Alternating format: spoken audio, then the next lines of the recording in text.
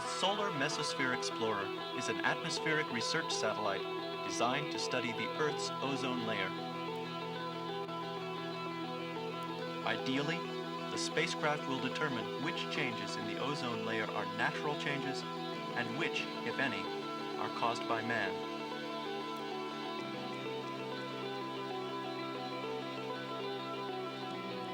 The spacecraft was launched on October 6, 1981 from Vandenberg Air Force Base and carries on it 5 instruments which simultaneously monitor ozone, water vapor, and the amount of incoming solar radiation.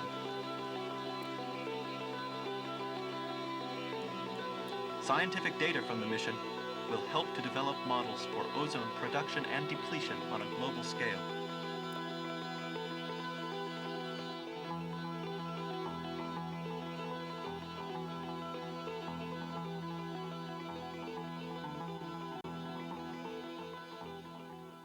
Ozone is found in the mesosphere, the central layer of our atmosphere, above the stratosphere and below the ionosphere.